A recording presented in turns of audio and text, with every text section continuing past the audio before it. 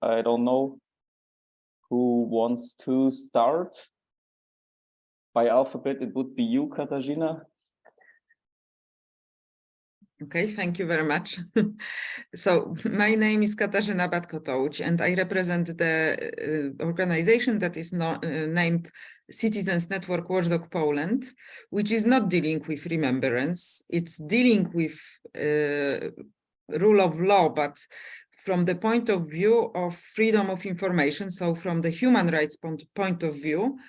But also we started as a group of citizens interested in fighting corruption, which later on, because we are 20 years old, so 20 years ago, this was a big issue in Poland. Then it started to be a kind of silent. So we focused much more on kind of the preservation of the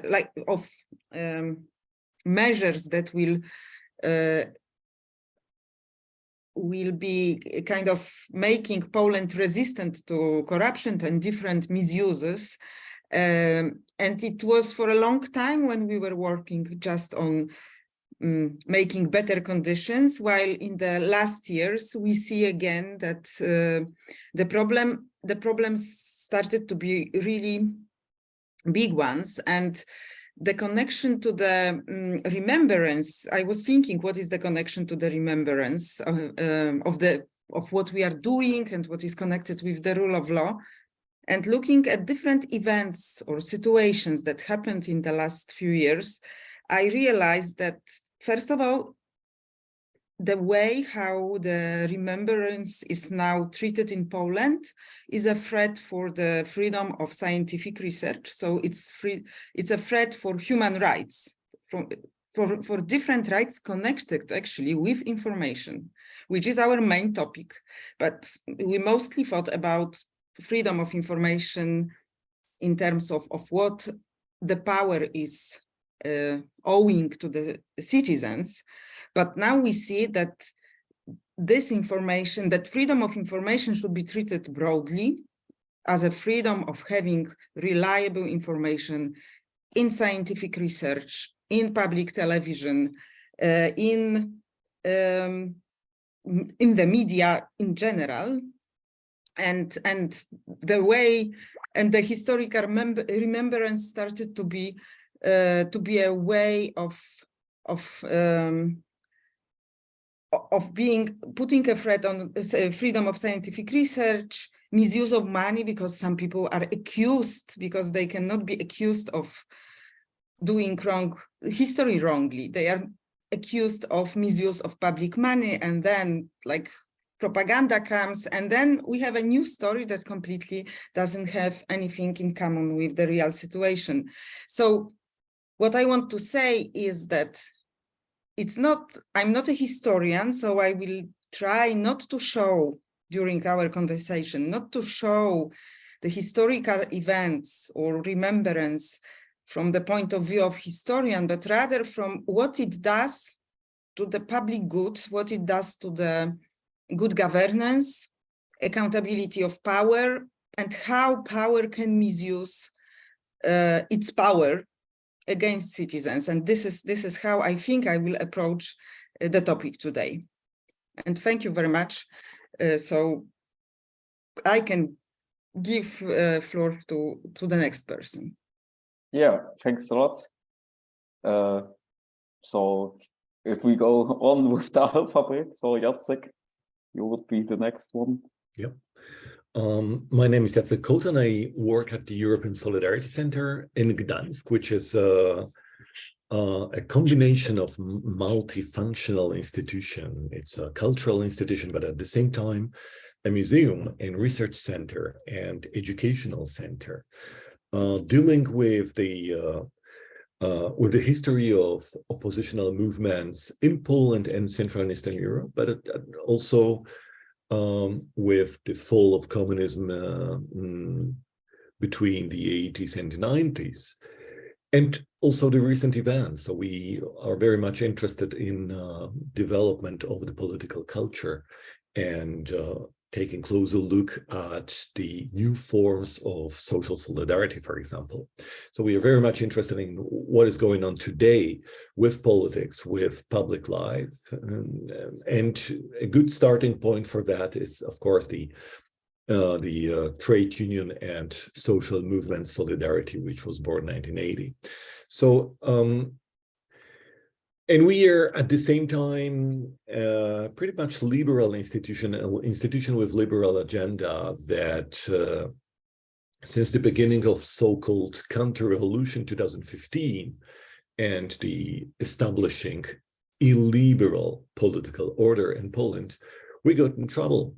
There is a lot of tensions between public institutions and the state government institutions, and we are actually, in my opinion, one of the few who survived without the exchanging entire direction or directors of the institutions, which is very interesting phenomenon, political phenomenon to observe, and I do hope we'll have a chance to talk about it later. But I mean, thinking about illiberalism in Poland, 1 or 2 years ago, I was even using the term illiberal democracy, but I'm pretty certain it was a mistake.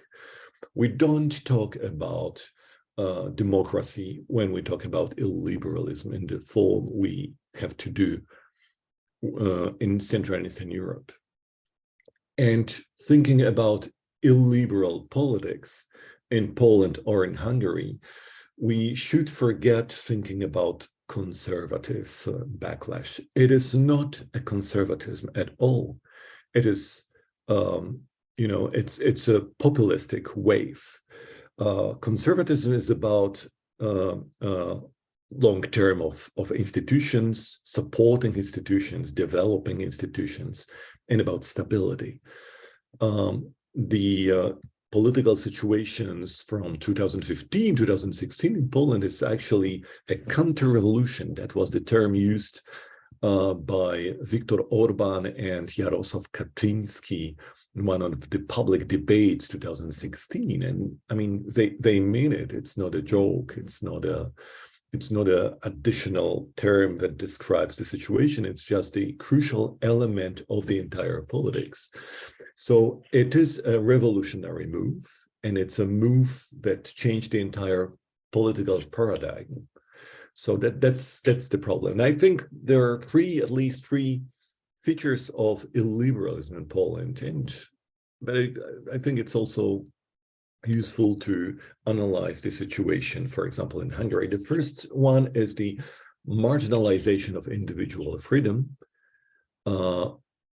They don't care about individual needs and individual happiness. So the classical core of liberal democracy has gone. The second element is the subordination of the actions of state institutions to the national interest. There is a term, nation, which plays a crucial role for illiberal democracy. And it's very visible that this, using and abusing the term in the name of the nation plays an important role in everyday life politics. And the third one is the will to power. So when the ruling party understands itself as a political actor that represents the interests of the entire nation, and we ask, why do you think that's the right thing to be so certain that we represent the interest of the nation? It's actually, there is no discussion, because illiberal politics is not about debating and discussing the different issues. It's about the will to power. So the absolutization of the own will to power in the state, and which no longer demands any other justification, and certainly not a democratic justification, with the debates showing the counterpoint understanding the other side, and so on and so on. So it's an extremely conflictual way of making politics in everyday life. And conflictuality or conflict, it's actually one of the most important tools to rule in the state. So perhaps that's the very briefly introduction to my understanding of illiberalism or illiberal politics. Thank you. Yeah, thanks a lot. So, Philip, maybe you introduce yourself. Yes. I already recognize both of you said a lot. I'm sure we can come to this at the discussion. So maybe we just do a short introduction and go then into the thematic discussion.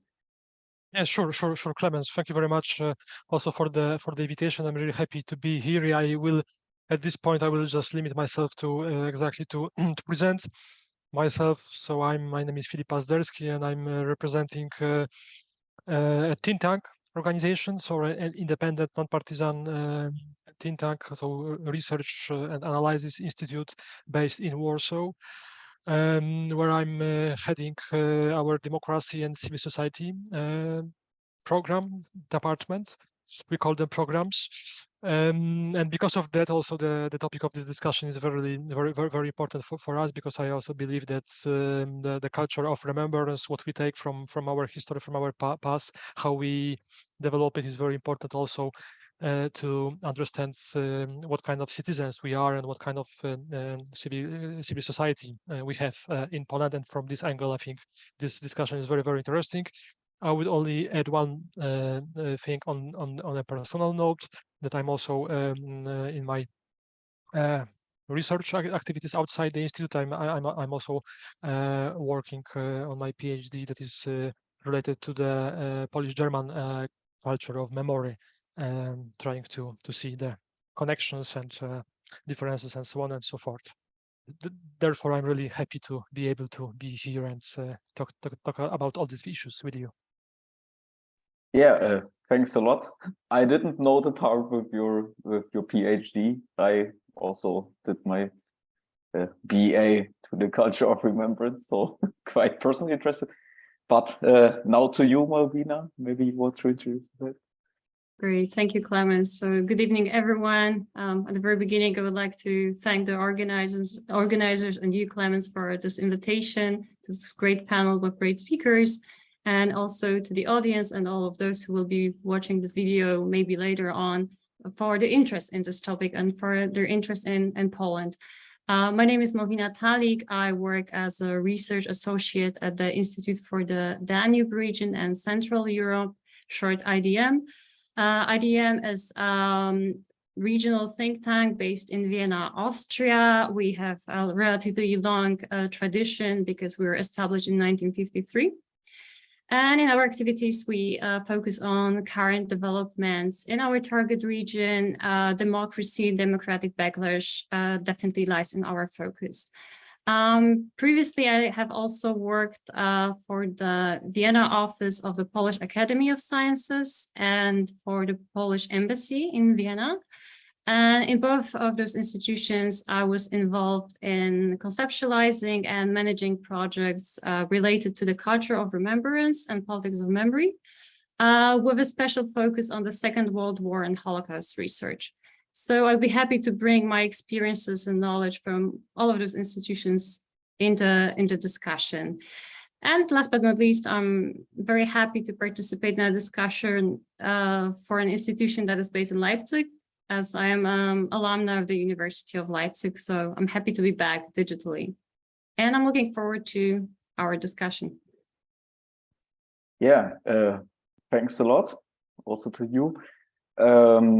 So, because we don't know how deep our listeners and maybe watchers of the video are into the topic, let me just do a very short introduction into the state of culture of remembrance in Poland before we go into the discussion. So, Poland overcame its communism thanks to the efforts of Solidarność, the country played a pioneering role for the states of the Soviet Eastern Bloc and provided inspiration for many political movements, for example, in the GDR or Czechoslovakia. To this day, the overcoming of communism shapes Poland's collective memory. Polish society considers it a turning point for the state's domestic and foreign political situation, the beginning of the democratization of public life, the end of corruption, the development of civil society, the entry of the Polish state into structures of international organizations such as NATO and the EU. All this positively influenced the everyday life of Poles and is still considered positive by the majority today. Nevertheless, the historical interpretation of the transformation in Poland is always a point of contention in public debates and polarizes society. Some believe that the Round Table was a victory for democratic forces and view the transformation as a political, economic, and structural success. The others view the transformation critically in terms of its main actors and costs. They also see the Round Table as a bad compromise with the communists and think that the post-communists retained too much political power. The current ruling Peace Party in particular strongly fuels the debates on culture of remembrance and deliberately politicizes with its narratives of Polish history.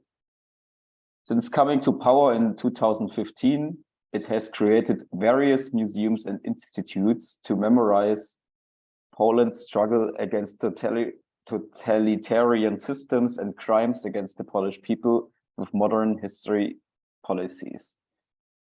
In the 2019 party program, Peace explicitly describes the goals of its history policy. Signs of anti-Polonism are to be combated, as well as falsifications of the history of World War II in particular.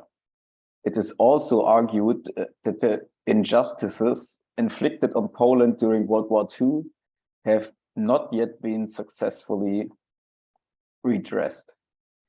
Under the heading of patriotic and civic education, the party lists another goal of its policy of remembrance. At various points in the program, reference is made to the need to strengthen patriotism in Poland, which, according to the piece, has close ties to the Catholic Church and its teachings. Patriotism should strengthen traditional values such as nation, family, and religion, cultivate Polish traditions of freedom, and stimulate civic activities. The party's view of history is always practically evident in its day-to-day policies. Just a few months ago, reparations were once again demanded from Germany. The dismissal of various judges into retirement was justified, among other things, by the need to disempower old communist forces. And for historical research, there is a law prohibiting the depiction of Polish Holocaust involvement. The country's Catholic tradition was also repeatedly referred to in the case of not accepting refugees since 2015, just to name some examples of the practicality in its day-to-day policies of the Peace Party. So at this point, I would like to ask you if you have to add something, because I'm sure in this short introduction was missing a lot. So if you have to add something, feel free to. Otherwise, I would like to open our discussion space.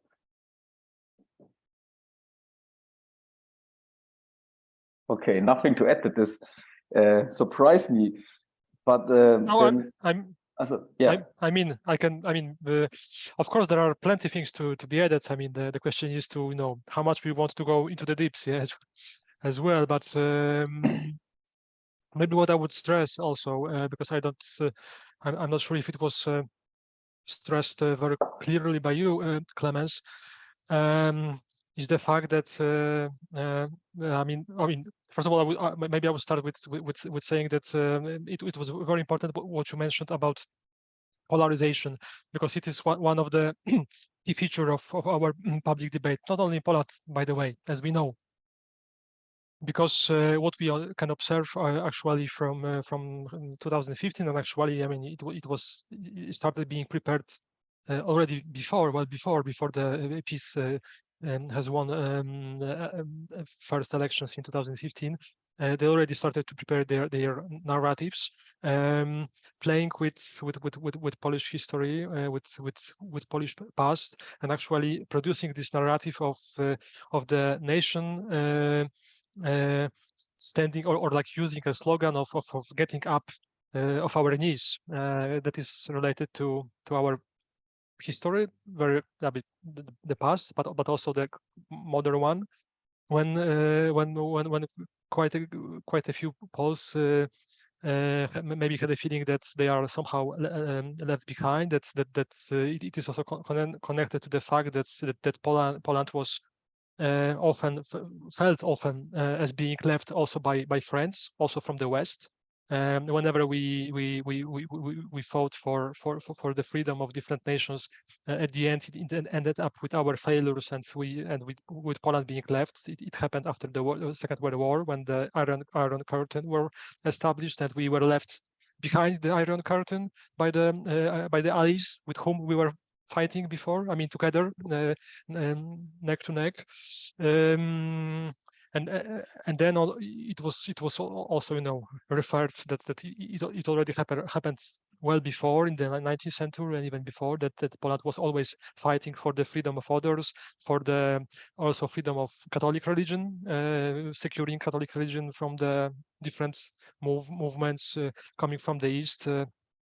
Yeah, I mean, we can really go very far away in the history, but anyway, this is quite strong emotion, also rooted in Polish culture, Polish culture of remembrance as well, and this was played with by peace, because they, as I said, they created this narrative of standing up from our knees.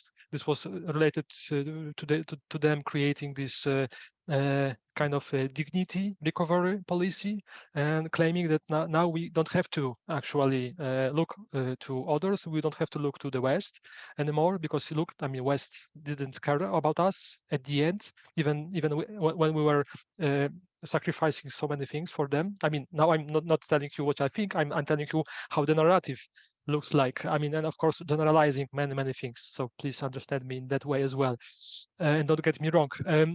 And instead, peace started to present the history in a way that now we will, do what we think is good, is good for us. What we think is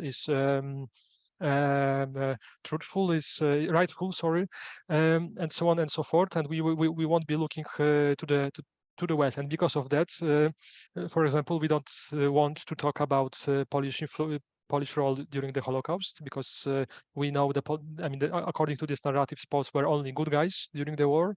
They were only securing Jews. They were only fighting with Germans. Sorry, Clemens, but I mean, this is the and so on and so forth, and all these institutes of memory, or these museums you mentioned, they have been established in order to prepare to present to develop and promote this kind of thinking. And it is also related to creating the new school books, new curricula, and so on and so forth.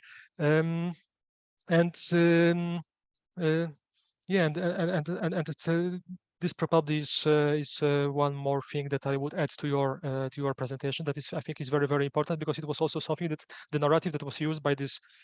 I mean, we can call them in different ways. Let's say neo-populist government, that, as always populists do, they are playing on the divisions in the country, and they used this narrative also to create these divisions, to deepen these divisions in the country, naming or claiming that there is a group in the society, also the political group, like the political opposition, that is actually supporting this previous narrative, that they are more looking to the West, more trying to help the Western powers, instead of looking and caring about the Polish interests, the real Polish interests. And these real Polish interests are the ones that I've just described, related to standing from our knees and actually taking care about our own dignity. And this narrative was used to create these divisions and to actually establish much deeper and stronger bonds between supporters of the peace party and the party and the ruling party, actually. So this would be one additional comment from myself. Right. Thanks a lot. Katarzyna has directly something to say to that. Well, I thought that maybe it's useful to say what are the important dates for us. So, like, of course, there is, like, the history is long, but I would start with regaining independence in 1918, which was after over 100 years of being kind of incorporated. This is named a partition of Poland, and parts of Poland belonged to different monarchies mostly, which is, of course, an interesting story, but this is not what I want to mention. It's just the fact that we regained independence, then 20 years of independence, then the Second World War, which is absolutely, like, I think my colleagues will agree, for us it's like something that in history was one of the most important points of reference. Then we have communism, and 1989 is the moment when there is this breakthrough. Sometimes we also mentioned 1980, which is named as the Carnival of Solidarity. So it's this moment when there was like 10 million people, legendary 10 million people who stood up against communism. But it ended up kind of badly because there was too much freedom. We were not independent because there was Russia, like a Soviet bloc, that was keeping order in the bloc, like Soviet Russia kept order in the bloc. But whatever, this is like 1989 is the next moment when something important happened.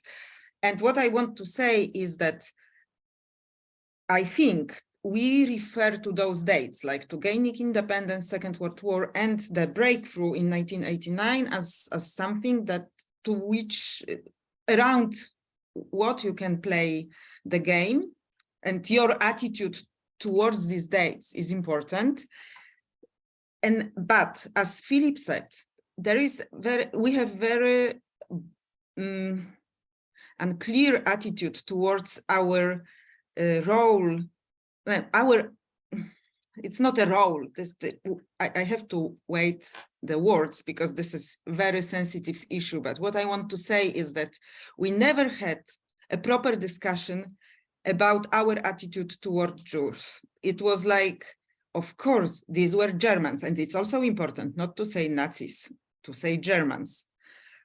While when we talk about 1968, when there was kind of expelling Jewish people from Poland, we say these were communists. These were not Poles who did it. So it also shows how biased attitude we have towards our own actions, and we never had a proper discussion around that. It's not that Law and Justice reversed that discussion. It's just that it was always in the very small circles. I mean, scientists were discussing, some progressive people, like, you know, but it was not that we had this lesson that we admitted that, like, when I was already almost 40, I learned that after the Second World War, it was not that Jewish people came back from the war and we wanted to take care of them. No, there was a real problem. They were coming back to their properties while new people were living there. So and there was a conflict around that. And we were not saints, and we never did this discussion. And this is kind of a problem because now when, you know, people don't really have knowledge. So it's easy to put fire under, you know, to use some expression and put fire and saying, come on, why you speak that Polish people did Holocaust while these were Germans? Polish people were suffering, they were also victims, which is true. But, you know, like the truth is much more complicated. And I think that the fact that we only have these big symbols to which everybody has to refer, and that we don't refer to also symbolic dates, but more complicated, when you cannot put that clear picture, being on this side or on this one, makes the situation more complicated. I hope I haven't complicated it too much, but I really think that it's important to mention how it looks like from the insider point of view. Yeah, thanks a lot. So the involvement in the Holocaust issue of Polish people is directly one of the discussion cases, which is coming on for years now. Maybe we can do a step back and take a look at the question what makes the situation in Poland special. If you look at other countries, culture of remembrance always is forming some kind of national identity, but in Poland it's way more political, and maybe we can take a look on this. Jacek, in your introduction, you said something quite interesting. You said that the current government or populists in general don't use democratic justification for their politics. So could you say, or could we say that instead they use culture of remembrance for justification of day-to-day politics, or is this gone too far to say something like this? Thank you for this question. It's a very strange moment in the development of political culture in Central and Eastern Europe, because the illiberal project is extremely anti-modernist one. I know there is a lot of tendency to compare this wave of populism in Central and Eastern Europe with the 20s, 30s in Europe in the 20th century, and then make a comparison with fascism, for example.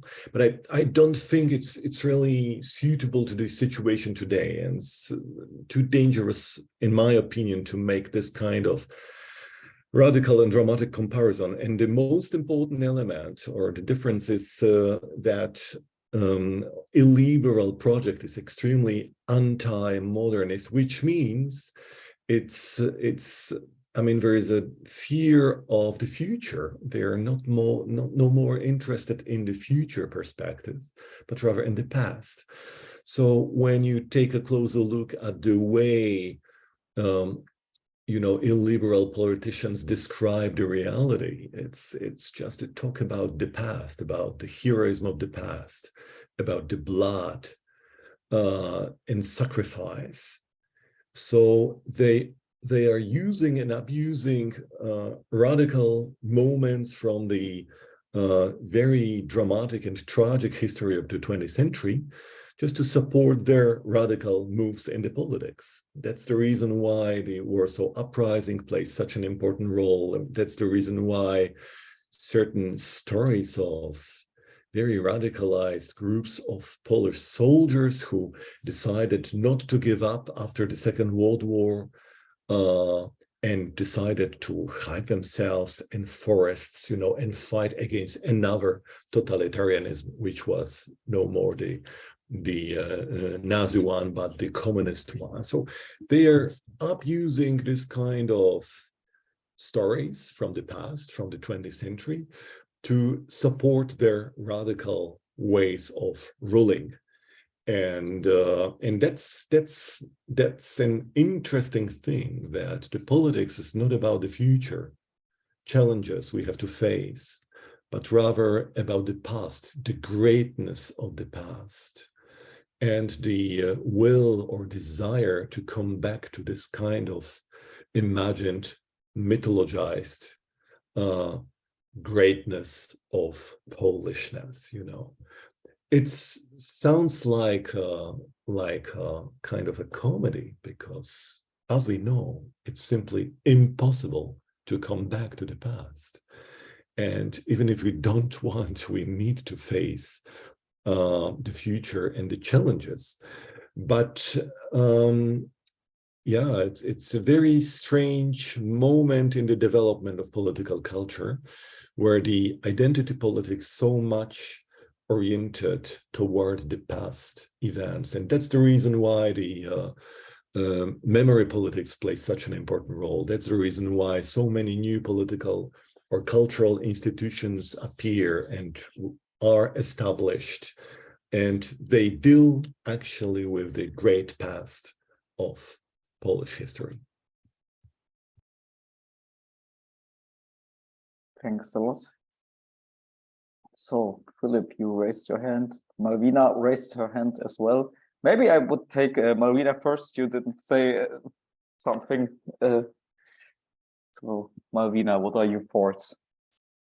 Yeah, let me catch up now then. It's interesting what Jacek said about the fact that we cannot go back to the past. It seems that actually in this vision of the law and justice, the history isn't linear, history is circular. So it seems like there is this return to history sooner or later in their understanding of it. This is my impression. But what I also wanted to say, responding to your question, Clemens, so about the culture of remembrance being used as a justification for the changes, for the reforms in Poland and its impact on day-to-day politics. I would say that, well, history has always played a very important role in the Polish society. So what the Law and Justice did was enhancing this tendency even more. Of course, when it came to power, it changed the memory landscape much more. It brought history in almost every political decision and almost every political speech. To some extent, Law and Justice seems to, follow the sentence which I remember from 1984 of George Orwell. Let me quote that: "Who controls the past controls the future, and who controls the present controls the past." This is what they seem to be realizing almost every day. And in their case, politics of memory is not just an additional politics. It's not just an additional goal. It is, in a way, a centerpiece of their agenda. And if you think about what it looks like in day-to-day politics, then if you look at the public debate, you don't have any more political opponents. You have traitors. You have servants of foreign powers. There's a siege mentality that we are all the time threatened. This can be linked to what Katarzyna said before, that for a couple of centuries, Polish identity was forged actually under some sort of foreign rule or dependence. Even if you look at the very beginning of where identities, national identities were created in Europe in the 19th century, this is exactly when Poland lost its independence, right? So this identity was always forged in crisis. And in a way, this is what the ruling party uses. It says, look, our sovereignty, our identity is threatened again. If there is no enemy, then they are inventing the enemy. They're looking for the enemy around. And if you think even about the reform of justice and of courts, this is a very complex issue. This is something that not everyone understands. But the way it was explained to the broader public is that, well, as you also mentioned in the introduction, we have to decommunize the courts. Or as Jarosław Kaczyński said in some speeches, if the courts are still full of communists, that the decisions that will be taken will be not in the best interest of Poles, but you will see that, for example, your houses, your land will be given back to Germans because they are serving foreign interest. When we think about what poisonous effect the current narrative also has on politics, is that it is pretty much like a biblical fight between the good and the evil. Poles and the law and justice are on the right side of the history. Who is not with us is against us, is our enemy. And if you talk to the enemy, you are a traitor. And here we go back to what Filip was talking about, and you, Clemens, as well, about polarization, that this politics of memory of law and justice is actually enhancing the polarization in Poland, this what we call Polish war. So in this way, history is used as a weapon, as an instrument also of getting more political capital, but also of dividing the society. This leads in turn also to the usage of a much more aggressive language, right? Because there are no gray zones. Everything is black and white. It's good and it's evil. Those are traitors, or those are we, the right proper Poles. Because also in its narrative, it is very clearly defined who is the proper Pole, who is the right Pole, and who isn't.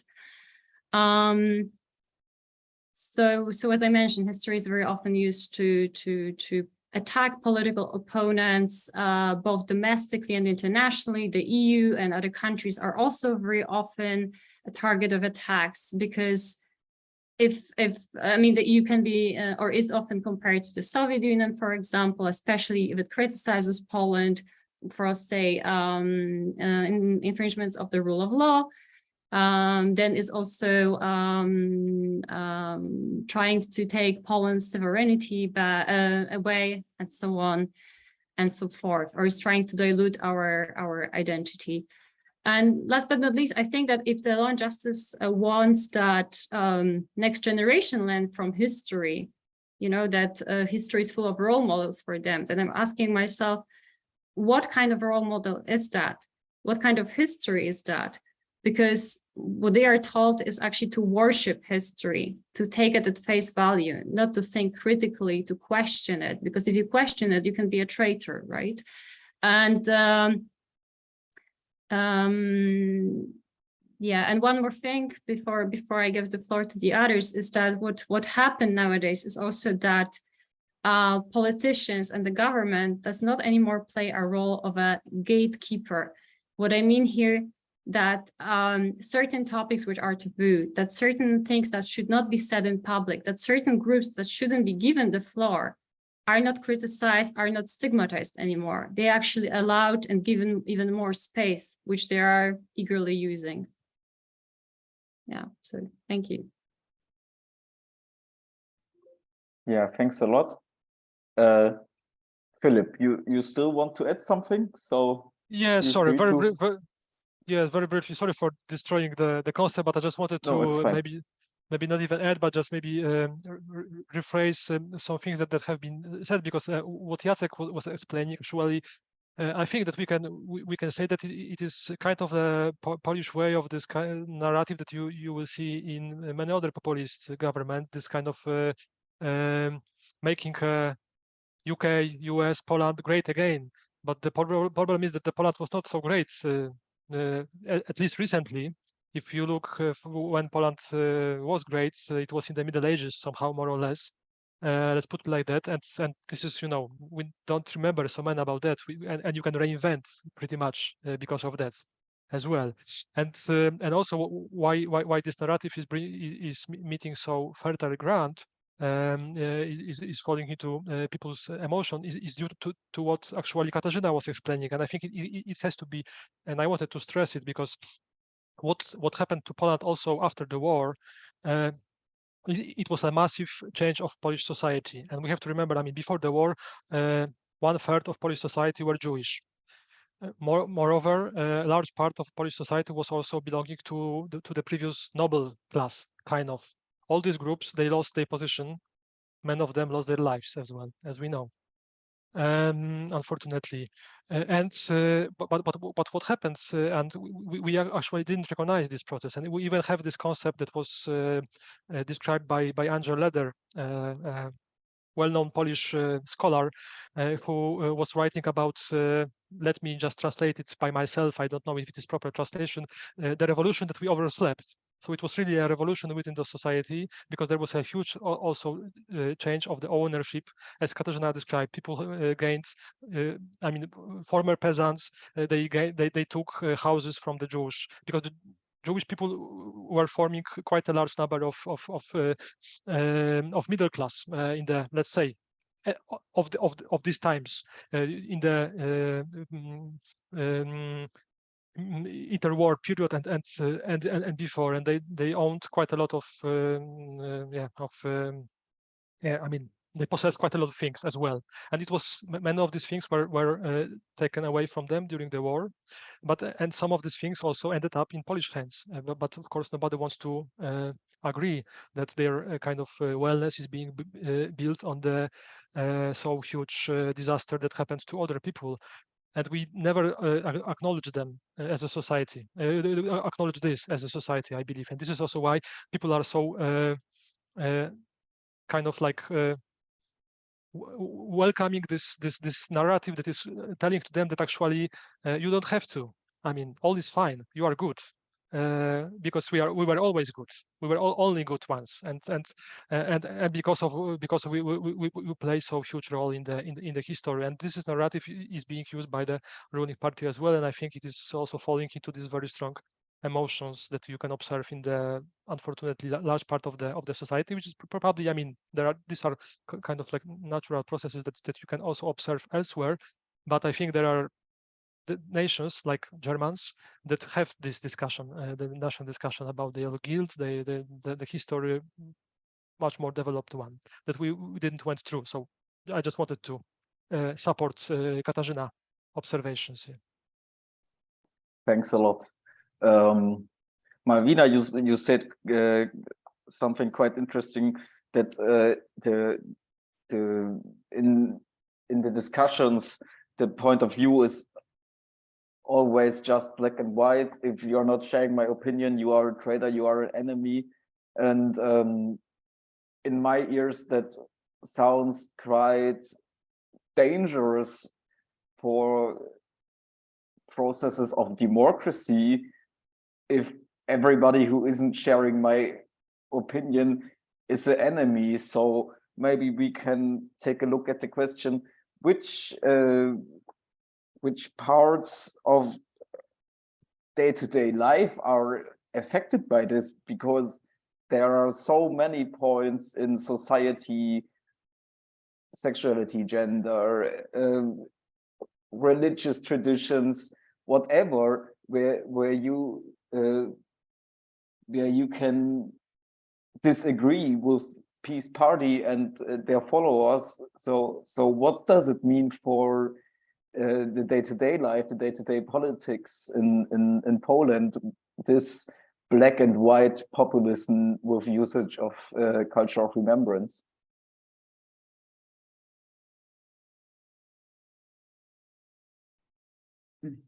So I think that Malwina actually used the most relevant example.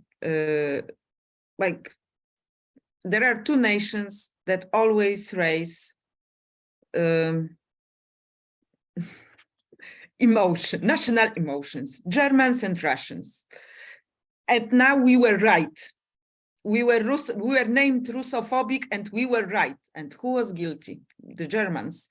And actually, this is the best argument for playing this card for our government. But I think that generally, if we talk about the remembrance, this is mostly about the playing the card of being victims of communism and the war. This is why I mentioned this, and these two nations, and being trapped in between two countries. But I just wanted to, because I think we also need to look at the society at large, and okay, this is very easy to manipulate with this black and white picture, but then I remember observing the focus groups of the so-called authoritarian personality. So there were people selected to these focus groups who were meeting certain set of criteria that placed them as those who are less liberal, that they want hierarchy, they want to have like strong role models and more conservative, like this type of personality. And there were 3 or 4 topics that they had to refer to, and they were working in 2 groups, in these 2 focus groups. One was female and one was male. And the organizers said that it's important because in the mixed group, women are not speaking openly and men kind of overwhelm them. And then this is more like a male point of view. And we had like 4 topics: abortion, LGBT rights, migrants, and church. And it was amazing for me because when I was listening to the female group, we all asked ourselves, because we were looking, you know, from the window that they couldn't see us. And women were like, abortion, oh, this is very relevant. There are different situations in life. Then Catholic Church, one of them said, I only go for the Mass for children because this is the only moment when the priest doesn't speak politically. So I just remember the quotes from what women were talking about. Then the third topic with LGBT rights was more like it was less they were less open than for abortion, but still they could understand that. And with migrants, this was the first moment when they were really authoritarian. In male group, it was completely different. There was like church, abortion, LGBT, and migrants were more or less on the same level. So it also shows that it's not that society is that easy to manipulate. People have their own experience, life experience. And of course, it's not only about the remembrance. I know that I went too much to like the other issues, but I think that, and with history, it's difficult to have the same kind of own experience, but it may also depends on a lot depends probably on the family experience. So it may be also a bit more complicated. Just wanted to say that I think we kind of simplify, and it's not that everything is black and white. However, I mean,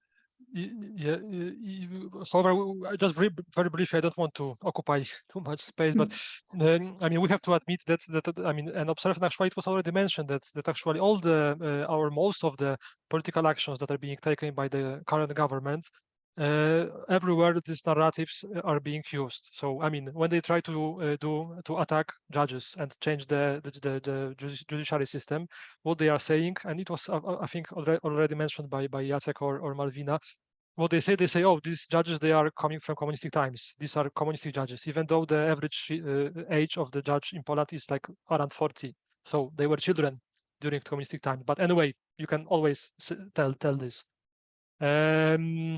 I mean, when you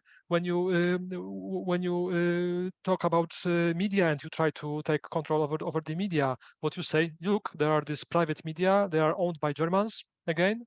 What they want, I mean, all this, and then goes all these narratives about Germans. I don't want to repeat them. I don't need, I think so, it's not needed.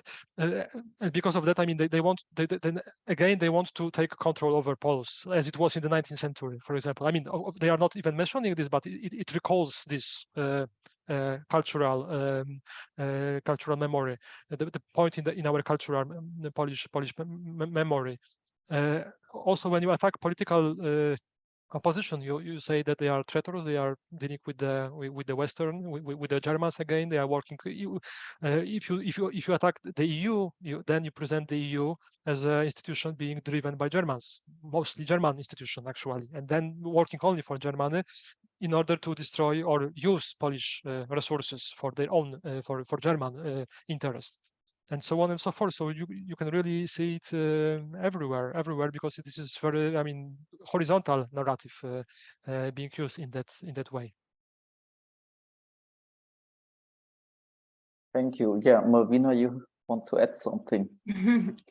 Yeah, definitely. So when we talk about everyday life, I already mentioned that, yeah, the polarization is very strong. It's obvious who's the enemy, who's not.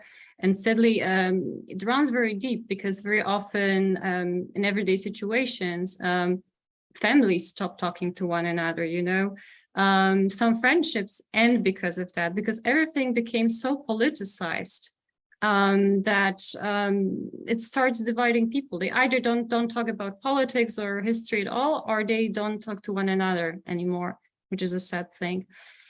You mentioned also women, you mentioned sexual minorities. I think when it comes to the LGBTQI community, this was, in my understanding, an example of an invented enemy, because I couldn't quite connect it directly to our history and necessarily our culture. Quite often it is also said how tolerant Poland was back in the 16th century, so we should not be nowadays accused of being intolerant, racist, you name it. And I really think that back then, in the last electoral campaign, LGBTQI community just became this victim that was necessary to run the campaign. And then very quickly there were connections like, this is not part of our tradition, because there is no possibility for a traditional view of family in this particular sense. So I would say that was invented. When it comes to women, there is this national myth of Matka Polka, Polish mother, who's it dates back to the 19th century, when, yeah, and then this ideal, this role model is very much about a woman devoting herself to her family without complaining, to her children, and this is this model that especially the conservatives pretty much expect. So if women stand up for their rights, like it was the case of Black protests, of protests against the near total abortion ban, those women are described as wild, ill-behaved, unwomanly. Their language is very much criticized because, for example, vulgar, because they curse. How come that a Polish woman can swear? Anyways, if women tend to be if they're independent, or they want to put career in front of family, then they want to destroy Polish family, you know, the Polish, yeah, it's also against our traditions, so on and so forth. And I think refugees are also very interesting examples, because there were so many national myths entering public discourse when the so-called refugee crisis started in 2015, but also more recently when there were tensions at the Poland-Belarus border last year, and I mean they still continue, because out of the sudden there were all these analogies to the Battle of Vienna, Poles being the bulwark of Christianity, stopping the Islamic, the Ottomans, or the Islam, the other religion. We were then those who are saving Europe, saving our identity, because the EU is diluting our identity, defending our religion, defending our women, and so on and so forth. So yeah. Yeah, I think pretty much that's what I wanted to add. Thank you. So, Jacek, you wanted to add something as well, and maybe afterward we can take a look, which, or maybe you can do both, which perspectives on culture of remembrance, or which perspectives on history can be taken to counter this very populistic black and white society breaking view of which is ongoing right now, but feel free to add what you wanted to add. Just maybe you can take this question in mind, or we can discuss it together afterwards. No, just wanted to say that when people face identity politics, which is try to tell the others who we and ourselves who we are, it's always based on difference, right? I mean, in order to say who you are, you need to say who you are not.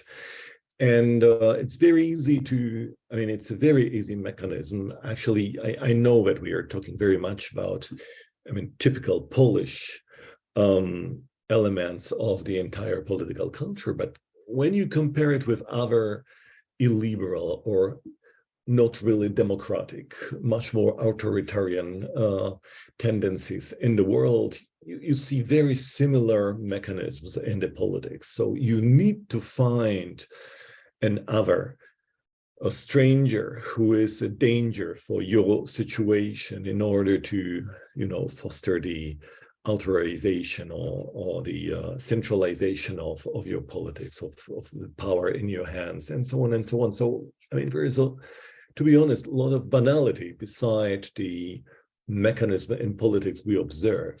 It is dramatic, of course, for many people. And Malvina already mentions there is a lot of tensions within the society. It's very, in the case of many, many families, it's really hard to sit together and talk because there is no topic except the political one. But so it's a really dramatic change within the last 7 years, and I'm certain, I mean, every one of us here can, you know, talk about also personal examples. That's the, I mean, pretty typical for almost every family in Poland nowadays. But there is a lot of very,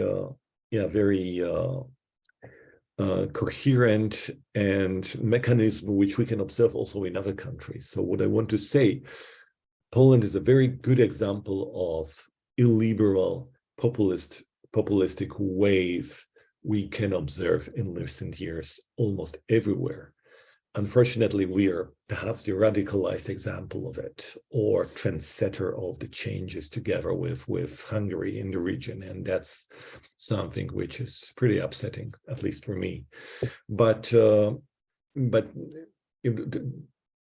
please do not think about this story we are telling as something unique.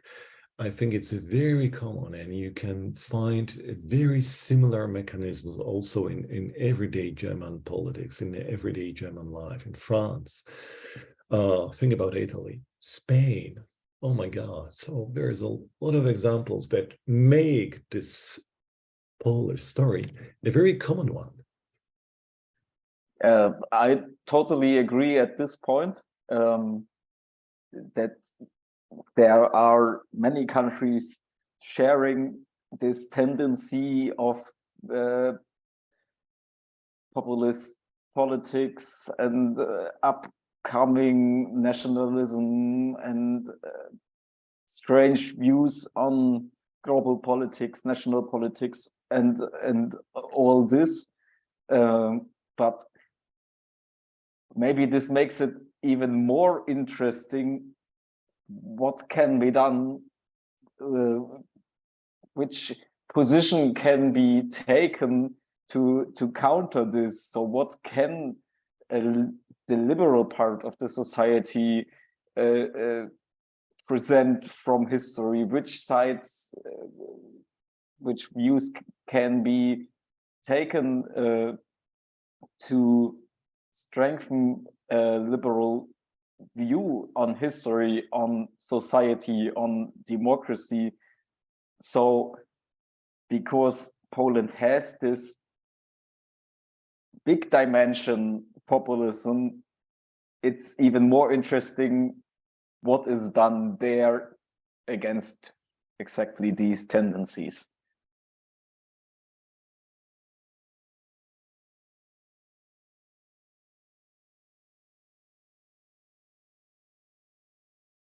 Katarzyna goes first. Yeah, no, you were first. Sorry, I was muted. Just start. Okay, no, so yeah, I mean, first of all, I think it has to be stressed because, I mean, for the last 1 hour, we were talking really mostly we were focusing about bad things related to how our society operates as well. But I mean, we have to remember that it's only part of the story, part of the true, yeah, part of this full picture. Because and this is also already an answer to your question, Clemens, because what we can also observe also through the opinion polls is the fact that actually there is a growing number of polls admitting that actually they are fed up with this. They are fed up with these divisions being created, being fueled, being deepened up.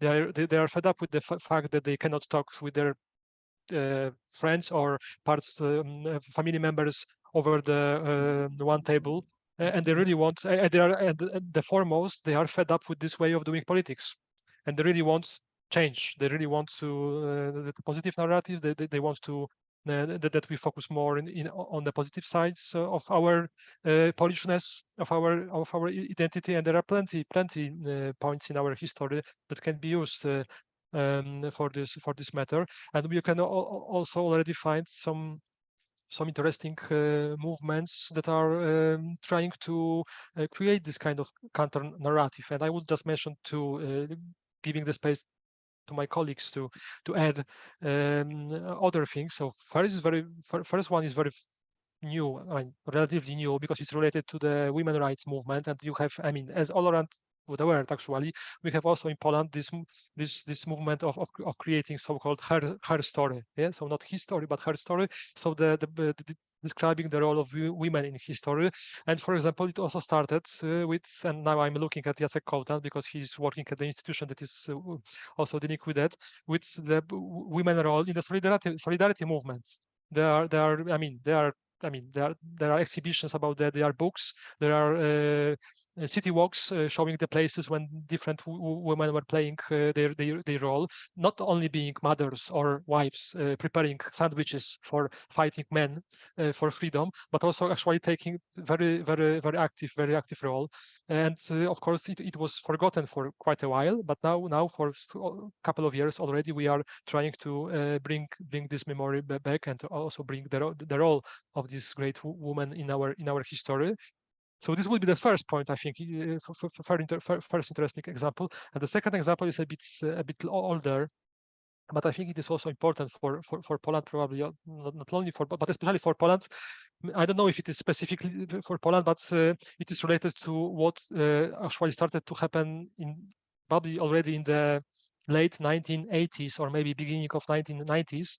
That was called again revolution of peripheries. It was something like that the many local communities, I mean, living in the cities, in municipalities, but also in the regions, started to reinvent, or maybe not reinvent, but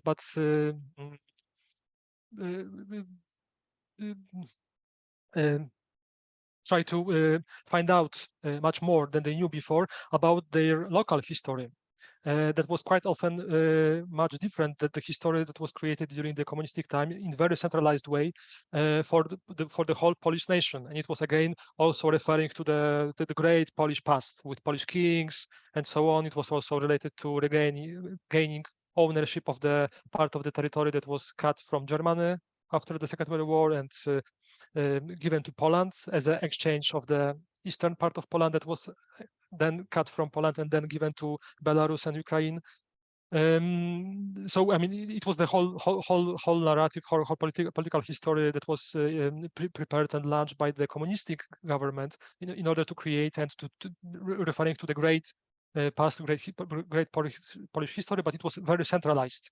And and it was even not allowed to talk about very specific things that happened in Gdańsk, in Kraków, in Warsaw, Lublin, I know, Wrocław, many, Zakopane, many different places. But what has started just right after or even before the democratic transition in Poland started, it was that this particular communities, they started to work on this local history, local memory. There were different groups being established, different foundations, different associations working with that, organizing exhibitions, issuing books, and so on and so forth. And they were also, from time to time, they started also to cooperate more and more with local governments, which has quite strong powers in Poland, and it is also important in this story. And now you can see some very strong local identities of the society. That quite few of them are also, I would say, at least to some extent, contradicting with this populistic narratives. And I think we can build much more around them. Thank you. Yeah, thank you. So, Katarzyna, you also have something to say to that point. Yes, I wanted to come to pretty standardized argument, but I think it should be mentioned. It's civic education as a key element of the education itself. And I can say that in 2000, I think 16 or 17, I heard from one of the former elderly person, former oppositionist, who said, we lost the governance of souls. It was like the sad sentence. He just wanted to say that for a long time, they were role models for young people, and suddenly they discovered they are not anymore. And I think that my generation, for me, the 1989 was exactly the moment when I started to have the kind of aware political life. So there was no questions who is right and what kind of values are important. And obviously it stopped at some point. At the same time, no one needed to teach me that. I just knew it from a personal experience. What was new for me was the economy, the fact that you have to find yourself on the labor market, that success is important, and so on. And they suddenly realized in 2016-15 that there was no priority for civic education and for teaching children those things that actually matter in the modern life, which is cooperation, civic skills generally. I tend to think, I was fascinated as a alumni of sociology, so I was always fascinated with the Protestant ethical rules, while where you have this, like, patriotism is like, you don't need to say that something is patriotism, you just feel responsibility for everything around you. This is what is lacking in Catholicism.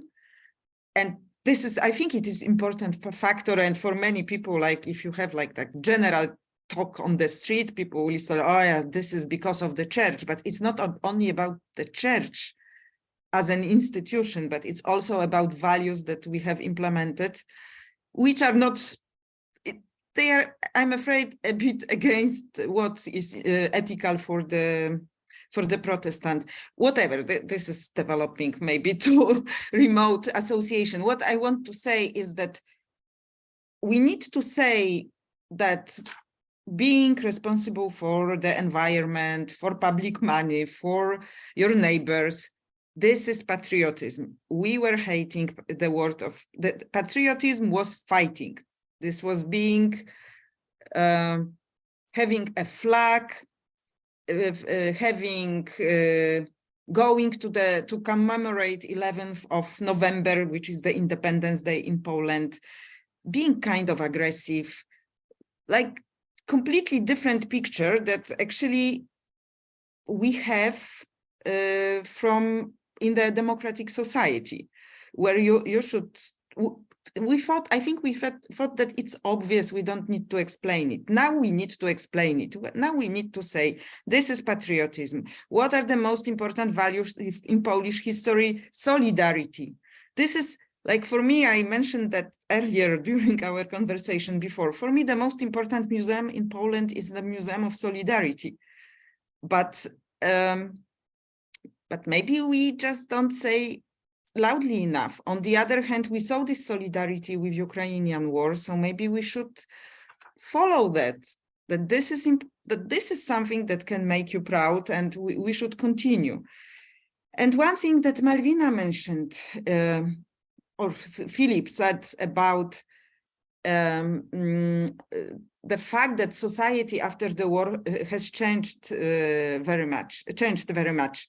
This is not only about Jewish people who disappeared from Polish life, or so this is one thing, and of course the economic advancement, but it's multiculturalism in general because of the shift also of the borders and cleaning the country. So we now again have an experience of multiculturalism because of the migrations, but for years, and really if you live in the central Poland, you discover that there are some minorities at the eastern border, that there are people who speak another language, that vote different, and those people now, in what positions they are.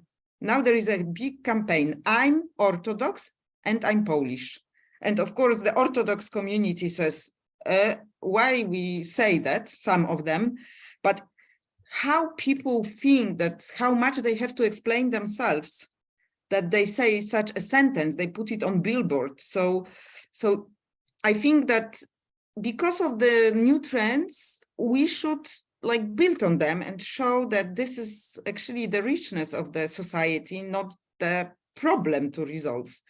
And we should, I think, build on that. So civic education and some values that are important for the future that we will kind of explain during this education. And last sentence, sorry for that. What Law and Justice did, they introduced a new subject to the school that is called History and Temporary Times, or temporary times, let's say, which is because when you learn history, being at school, you usually go to the Second World War, and then there is no time, the curriculum is too big, so people really didn't have a proper education. So they said, we need a proper education, and of course for them, it's the moment, it's an opportunity for propaganda. But there was a huge resistance against that because the materials, teaching materials that they prepared were very manipulating. But what the civil society did actually, they created materials and they used theses from the manual to teach this book, to make children discuss, reflect, see different points of view. And I heard in the radio that some teachers use it and students say that this is the best subject they ever had. So somehow there are things that you can do already now. So maybe from the, this is perverse, but from the bad thing, you can build on that something good, of course. And this is massive in terms of if there is such a subject, extra hours, topics that you can teach, then maybe it should stay, but it should depend, the way of teaching should be different. Thanks a lot. So Jacek, you wanted to add something as well? Yeah, I mean, I could not agree more. We live in, late modernity, which is no more industrial age, but the age of information and the age of creativity. Why the hell we do not put all the money to the education? That's the big question to all societies within the European Union. Why education? It's just on the top of our list of the most important issues and most important challenges for us. Why? So I think we failed, we missed a lot. And we produced, at schools, we produce extremely individualized personalities. Everybody is responsible for her own ways of, making exercise. You're responsible for what you have done and not, for example, and you are judged for it. So what does not count is, for example, cooperation, being together, working together. For this kind of work, you don't get any note because it doesn't matter at the end. So from the very beginning, we actually produce individuals without social skills, and that's a huge problem. And I think the state and the political elites, and at the end, the society failed in the last decades. But interesting things are happening. In February, March this year, you know, we got the wave of refugees from Ukraine, and it was the society which was just the perfect organizer of the help, opening the doors for foreigners, and so on and so on. So it's very strange feeling I have that we'll live in a society which is not really described. A lot of contradictions we have to face. How is it possible when in this, strangely enough, individualized society, people were so able to cooperate on the issue of migration and refugees crisis, and, you know, help for Ukraine on a scale nobody has ever expected. So that's the one thing. And the second thing is, I miss storytellers in politics. I miss people who could be able to make from this senseless, chaotic moment we stuck in a meaningful moment for all of us, showing direction and showing meaning in this meaningless moment we live in. So I'm afraid we need storytellers on political level who could tell beautiful story about, you know, the freedom for everyone, about the promise of enlightenment, democratic promise from the 18th century, the dream of a few, of Kant, Montesquieu, Rousseau, you know, some strange humans who started to dream about a better world where the freedom for everyone should be guaranteed. I mean, we were lucky enough in Europe that, you know, more and more started to believe in these dreams. And we have forgotten it, also in the European Union. You know, Ukraine showed us how important it is, and that people are ready to die for the ideals created and born in the Western Europe. So perhaps that's the most important thing I miss personally. I mean, this promise is there. It needs to be told. Thank you. So, Malwina. Yeah, well, I can only agree with everything that has been said. I don't know if it's a good thing, because I think it would be better if we disagreed, but I don't know.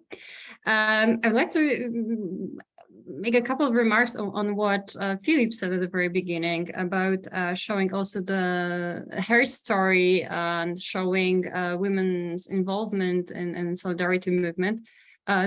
This is very important, because if we look at the current narrative, at this nationalistic narrative, it's very much about struggle, it's about hero, it's about wars, and those are usually men. Women are there as well, more often as victims or having some secondary roles. So this narrative very much promotes also this, you know, male role models or male point of view, which is a little bit exclusive, so to say.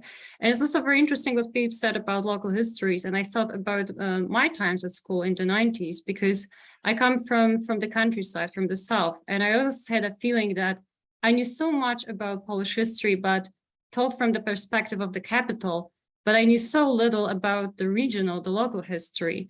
And I also noticed this change, that there is so much more interest of right now, that there are so many grassroots movements, also so much pride in the regional history, because before that it was actually a little bit shameful to you know, dress locally. Now it's the opposite. So I see it also as a positive change. But when it comes to your original question about the resistance, I thought about a couple of maybe small but concrete examples. For example, and when there were tensions with refugees, discussions about refugees, and again, Battle of Vienna, wars again, the Ottoman Empire were mentioned. And there were a couple of NGOs that actually showed a different part of our history, and showed how selective this thinking about us Catholics, Christians, and them Muslims is. And what they did, they showed what happened during the Second World War when Poles were refugees, and how many countries, many societies in the Middle East hosted and sheltered Poles at the time. And there was also this question: shouldn't we pay back for what was done to us during the Second World War?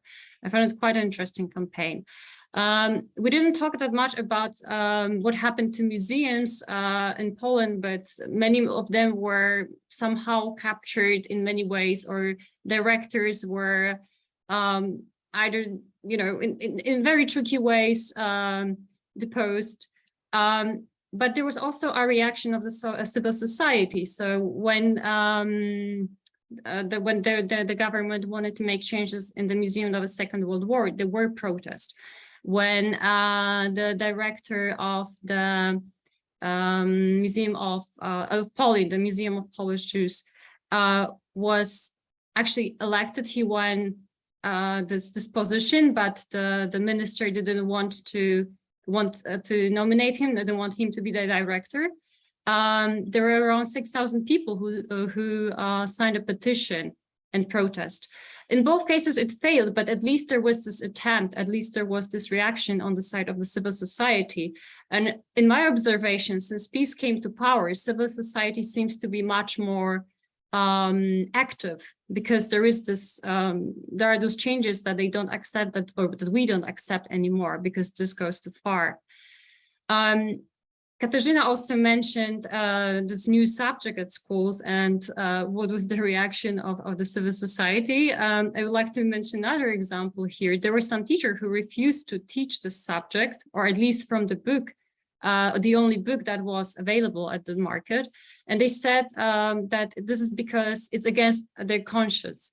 And this is a reference to the so-called conscience clause, which is very often used by doctors who don't want to carry out an abortion. They said it's against our values, it's against our conscience.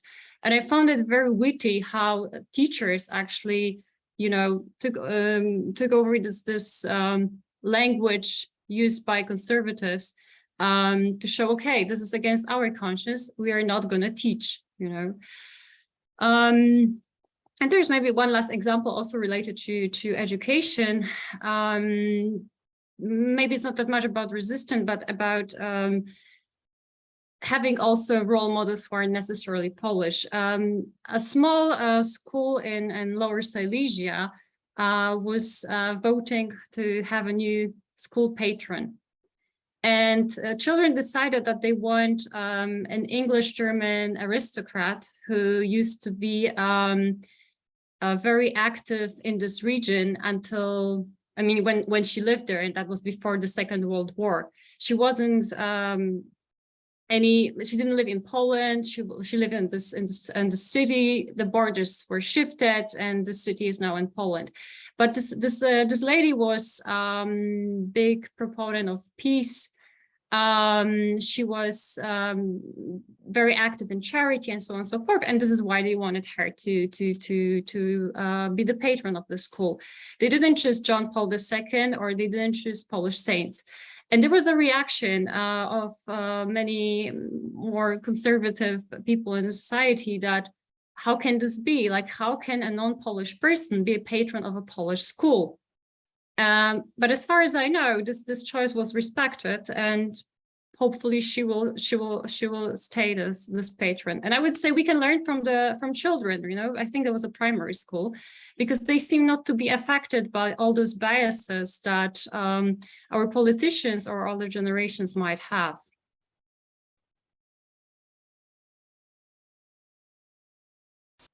Thanks a lot.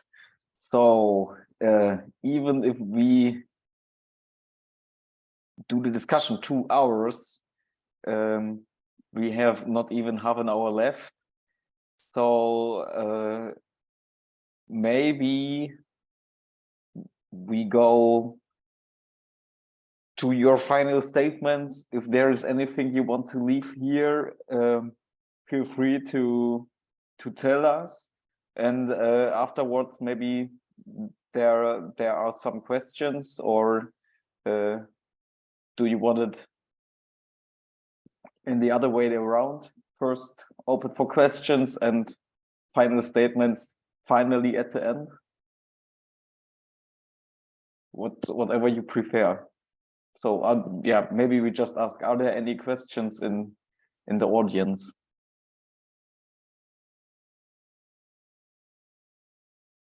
Feel free to write them in the chat or turn on your camera and your microphone.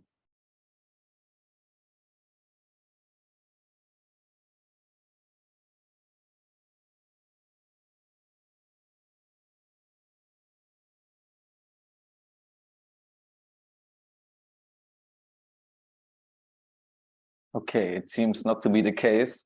So maybe then we even can continue for a bit. So now you all named some quite interesting examples, but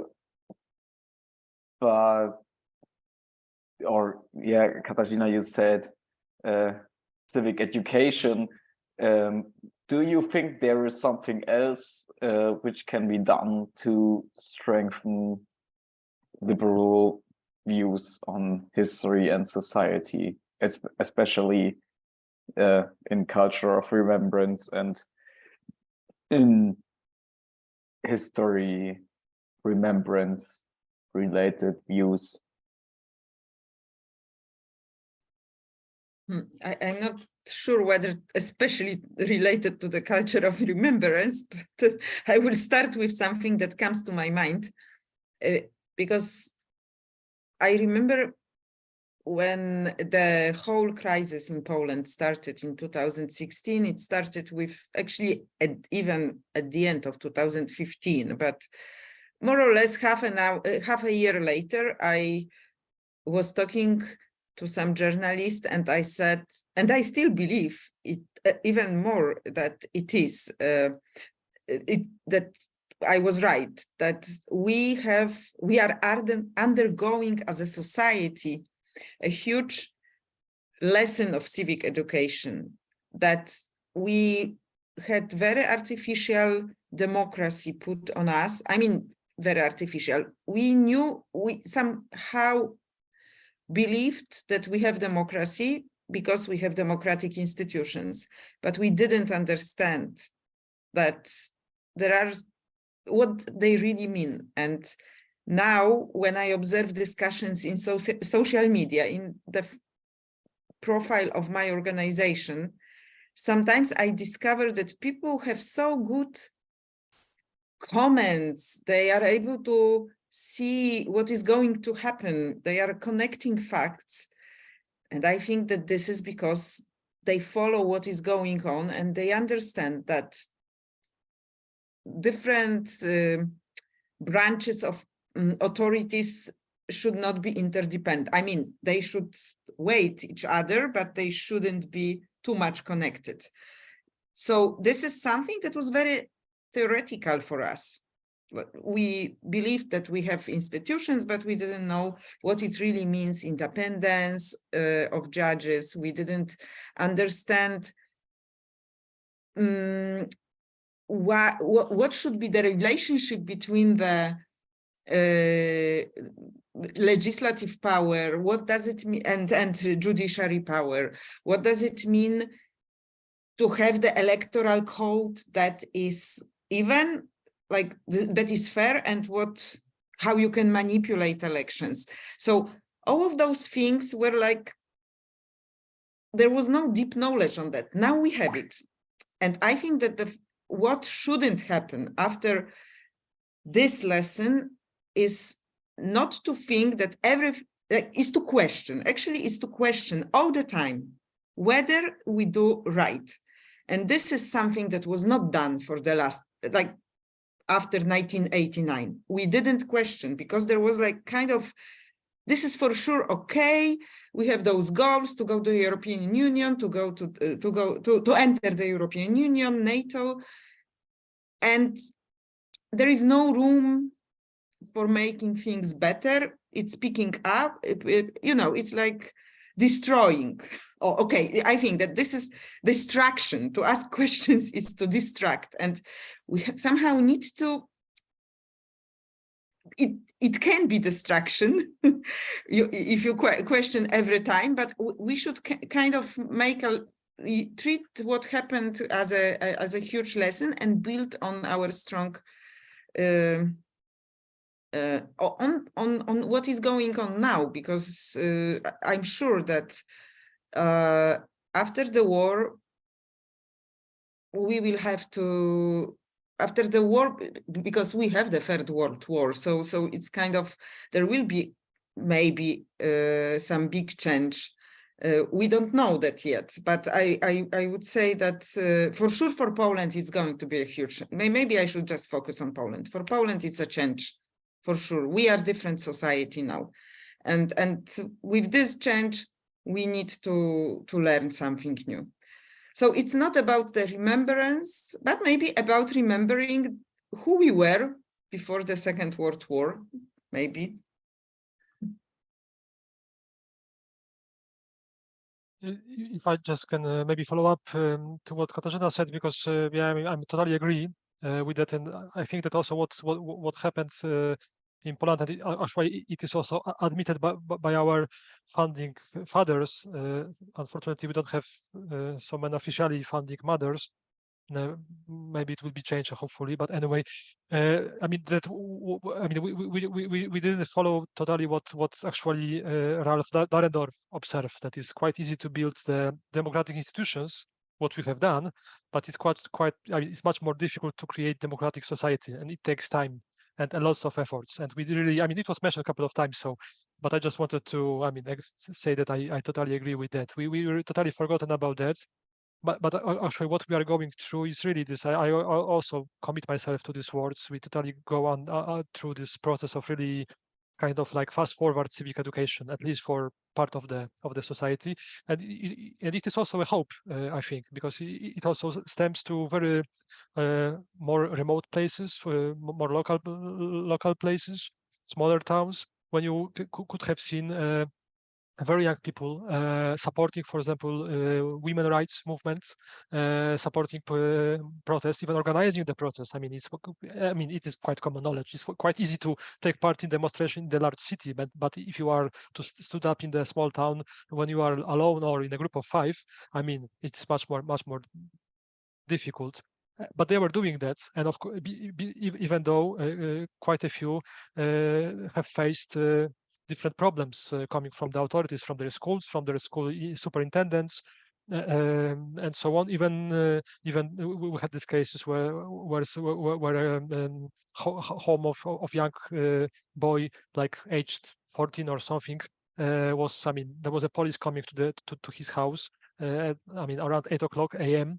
I mean, asking his mother, why he was posting on Facebook some, you know, something supporting these women rights manifestations, and then threatening her that they will maybe start proceedings against her for not being a proper mother. Anyway, this is very small case, small issue, but it shows that because nevertheless this person, this boy, he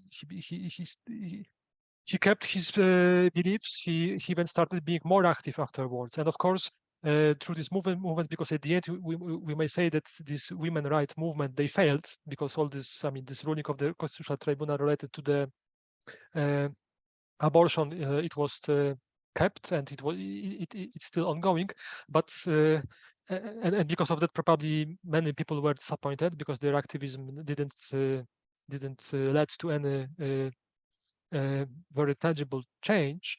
But I believe that this experience have left in these people. They experience of being active citizens, actually, and being able to stand up together with others for their rights, because this movement was quite often not necessarily only related to the women's rights. It was mostly to securing our freedoms in more general sense.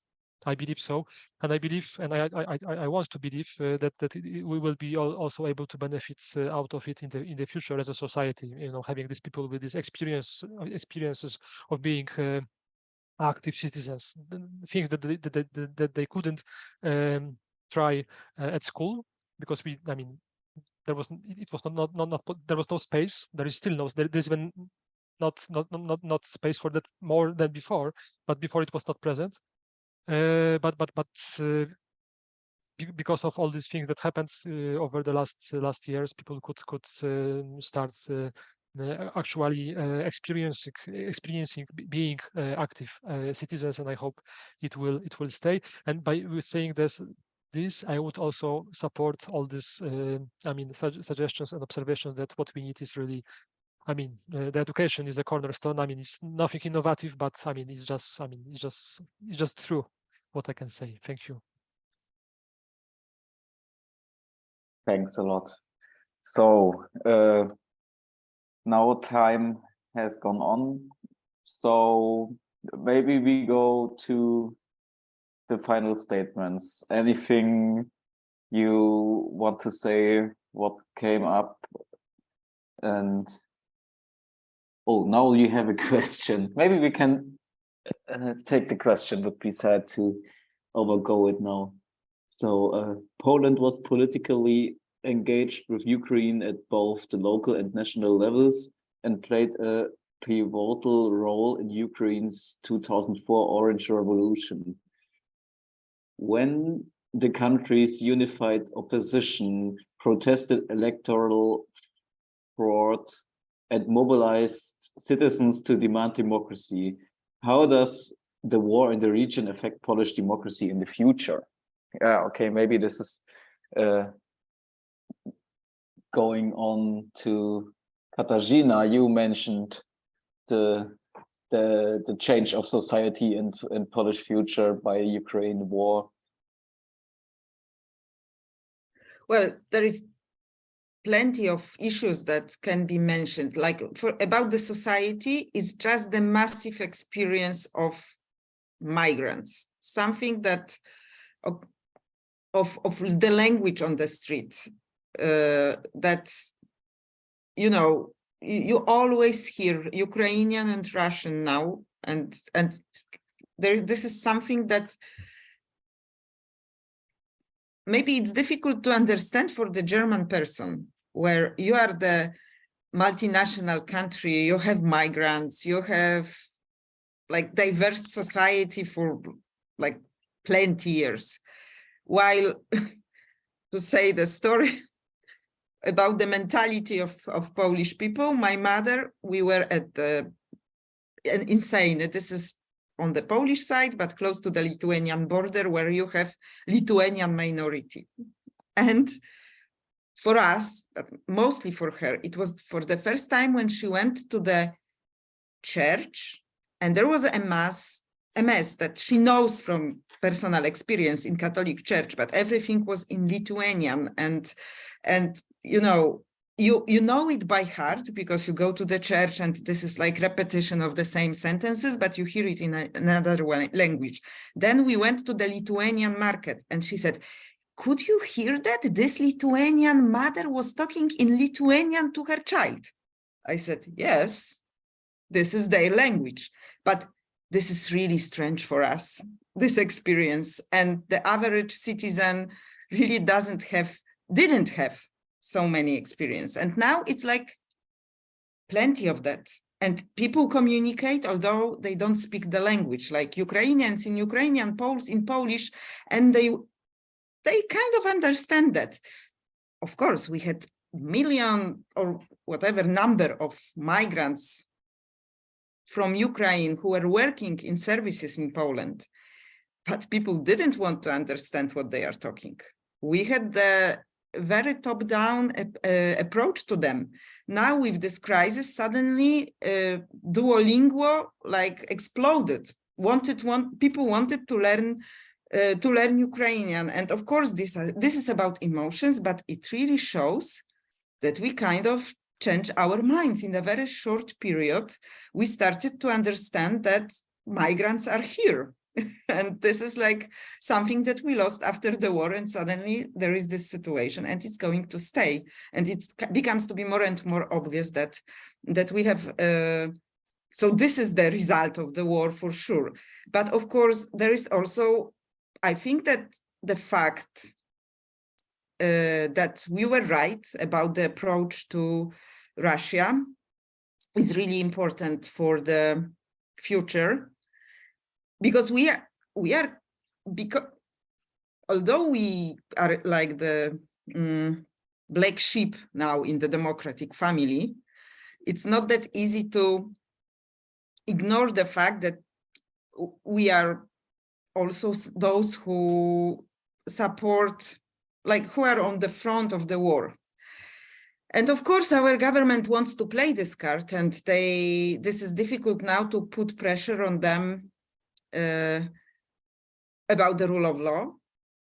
But, you know, the fact that we kind of regained our reputation, at least to some extent as a nation and civil society, is really important, because it brings a lot for the future.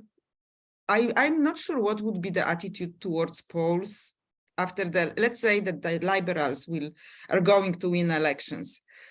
Who knows what would happen? Now we are like on a stronger position. Of course, we don't know the results of the future elections, so it's much more complicated, but I think that we kind of came back to the game. At least there is some kind of promise about that. So this is also the result of the war. And maybe the last thing, which was the most difficult, when the war broke out, we had this question dealing with the rule of law. Is it really a moment to deal with the rule of law, since there are bigger issues? On the other hand, there was no better example of how lack of the rules and letting the authoritarians to take any decision and to like expand the limits, how it can end up. And I think this is also kind of it's not that easy to explain to people, but I think this is not that bad example to show that we have to stop certain behaviors, and we have an example how it can end up. So at least these three things, I think, have impact on the on Polish future. All right. Thanks a lot. Malwina, you had your hand up. You wanted to add something? I think Katarzyna addressed it partially. I just want to briefly say that I'm a little bit more pessimistic when it comes to future of democracy, because I can see how law and justice is actually exploiting the war. I mean, it's almost like a God sent to them, you know, dreams come true. In the sense of that there is this enemy that we always told you will attack you, and here there is the enemy is attacking us. And now why are you trying to preach us on the rule of law? We are busy here because we are defending our borders. We might be the next victim. So forget the rule of law, forget all those other things and women's rights and so on. There are more important things to do. So I'm afraid that, yeah, some things might be not given a priority anymore because of that. Thank you. And Philip? Yeah, I mean, I can only agree, because I mean, you have all these effects related to the war and how those powers want to use them. I mean, first of all, there is this effect called rallying behind the flag. You know, when people are feeling this insecure, they are trying to hidden themselves behind those that are keeping the flag of the nation. And then you can see, I mean, our government trying to use this. I mean, they already built one fence in the border with Belarus because of this migration movements. What they are doing now, they started building new fence with the border we have in the north with Russia, with the Kaliningrad district as well. And I mean, these are only some of the signs. But what I wanted to mention is maybe on a more positive sign, yeah, because I mean, also to end up with maybe some more positive sign, because what I also believe that this story that was mentioned and described during our discussion today, also about how Poles behaved after the war broke up and how they opened up their houses for Ukrainians, and how also the government was, I mean, maybe they didn't organize this support, but they were not, I mean, at least not using it, telling something against Ukrainians, it was not so certain, because I mean also referring to the topic of our discussion, we have quite long and strong things and problems, historical problems with our relations with Ukraine as well. We were under one state. I mean, in a couple of centuries ago, and there are problems also, things that happened during the Second World War, where Poles were killed by Ukrainians and Ukrainians were killed by Poles. I mean, there are all these discussions that are still ongoing, and they're also not solved. And they were also used by the current government against Ukrainian, because before the war, they were not so supportive to Ukraine. We have to remember that, yeah? But even though, because of these emotions that were shown by people, these, emotions are not being revoked, are not being used. I mean, it's not even the right-wing parties, the more right-wing than the ruling party. We have parties like that still in Poland. They are not using this, at least openly. They are not speaking against Ukrainians. I mean, who knows what will happen with the time when the problems will be arising, also economical problems.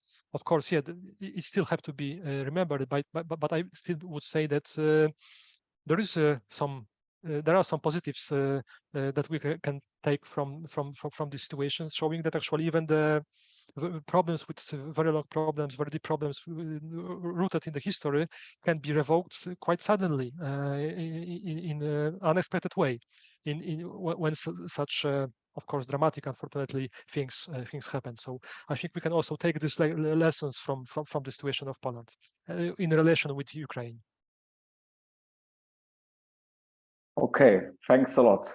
So with a look at the time, I would say we do a cut here. I definitely would like to offer you to leave some final thoughts, anything with what came up, or some positive message you want to send out.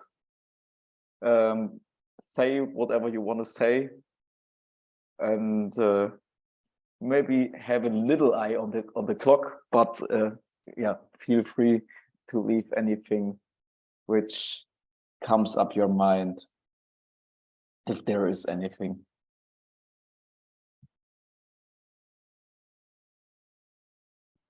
Let me try. Yeah, I think in order to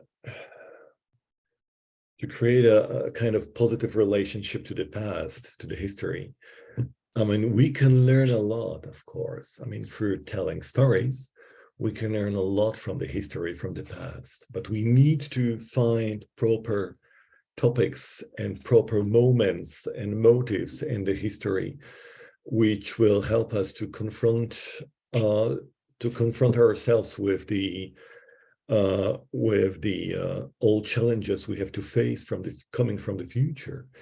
And I think, I mean, I'm very much privileged person because I work at the European Solidarity Center, so a place where we tell the story of the social movement, one of the biggest one in the 20th century.